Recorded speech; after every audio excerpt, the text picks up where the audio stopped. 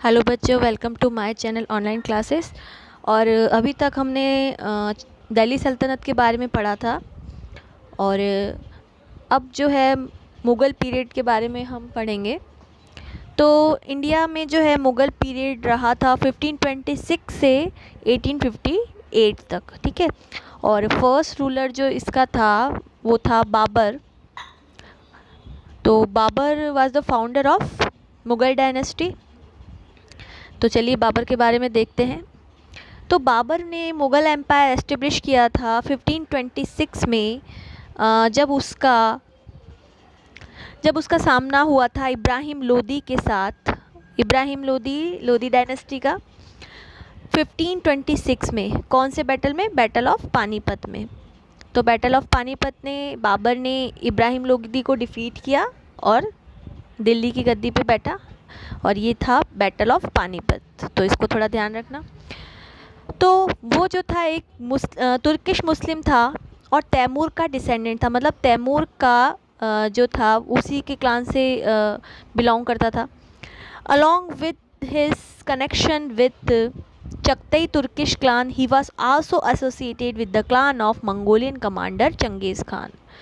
कि तैमूर का डिसेंडेंट होने के साथ साथ वो मंगोलियन कमांडर जो था चंगेज़ खान उससे भी रिलेटेड था, क्योंकि उसकी मदर जो है वो चंगेज़ खान की डिसेंडेंट थी और उसके फादर जो हैं वो असेंडेंट थे जो तैमूर के डिसेंडेंट से। तो इस तरह से दोनों ही डायनेस्टीज़ जो थी उसके साथ इंक्लूड थी। Initially after his father's death, Zahiruddin Mohammad ascendant the throne of Fergana with the title of बादशाह।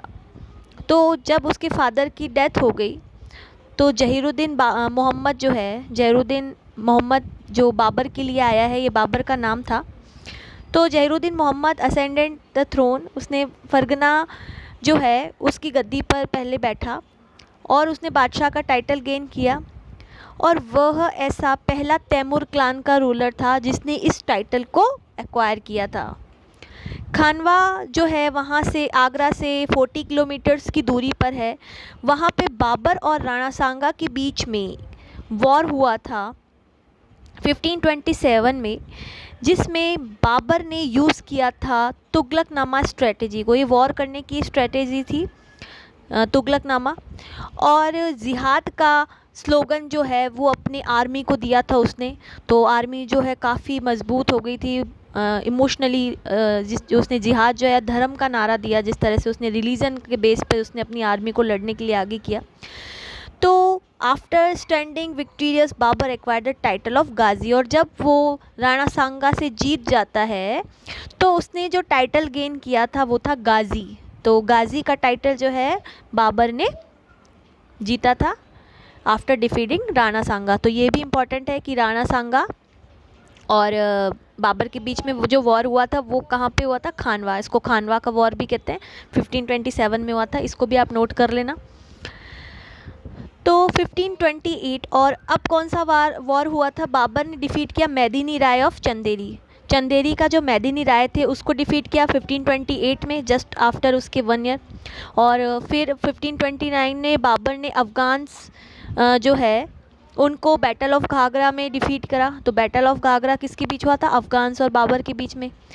बाबर की जो डेथ है वो 26 दिसंबर 1530 को हो जाती है, और वहाँ जहाँ पे इसे दफनाया जाता है आराम बाग, आगरा में जो आराम बाग है वहाँ पे इनकी समाधि है, जो कि यमुना के दाएं किनारे पे है। और बाद में जो है उसको काबुल बरीड किया जाता है, क्योंकि उसकी अंतिम इच्छा थी। बाबर ने एक बुक लिखी थी बाबरनामा, या जिसको तुजो के बाबरी भी कहते हैं हम, जो कि तुर्किश लैंग्वेज में लिखी थी उसने ये बुक। और बुक जो है ये उसकी डेली लाइफ का एक रिकॉर्ड है। और बाद में अब्दुल रहीम खाने खाना ने इस बुक को पर्शियन लैंग्वेज में ट्रांसलेट किया था। तो ये था बाबर के बारे में। फिर उसके बाद है हुमायूं। तो बाबर की डेथ के बाद उसका जो बेटा है नसीरुद्दीन हुमायूं, वो गद्दी पर बैठता है।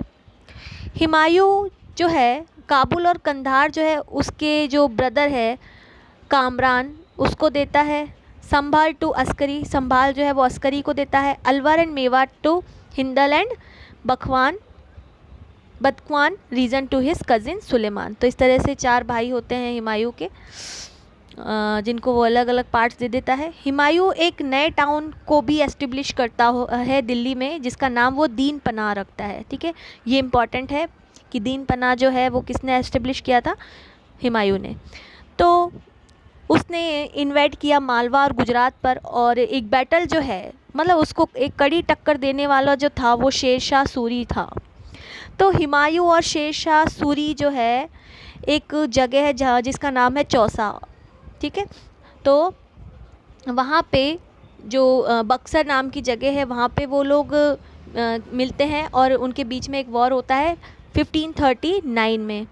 In this battle the Mughal were defeated, और इस बैटल में मुगल जो है मतलब हुमायूं जो है वो शेर शाह सूरी से हार जाता है।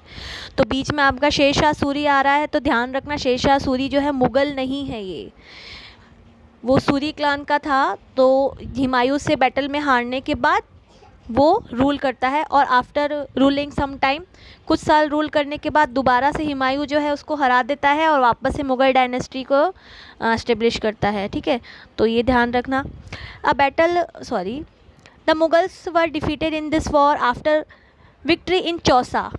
तो चौसा में जब जीत हासिल हो जाती है शेर शाह सूरी को, तो शेर शाह, उसका नाम तो शेर खान होता है, लेकिन इस युद्ध में जीतने के बाद उसने जो टाइटल गेन किया होता है वो है शेर शाह। तो शेर शाह जो टाइटल उसको मिलता है वो इस वॉर में, चौसा के वॉर में, बक्सर के वॉर में मिलता है।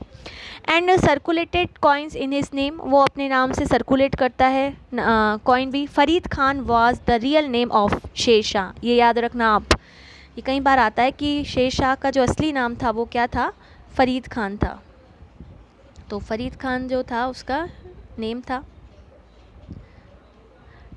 ठीक है, तो इन 1540 द बैटल ऑफ कनौज और Bilgram took place between Sher Shah and Humayun. फिर उसके बाद 1540 में भी एक बैटल होता है, कनौज या बिलग्राम का बैटल उसको कह सकते हो, शेर शाह हुमायूं के बीच में। और हुमायूं इस बैटल में हार जाता है और वहाँ से फिर वो भाग जाता है ना। दिल्ली सल्तनत पे शेर शाह का मतलब अधिकार हो जाता है।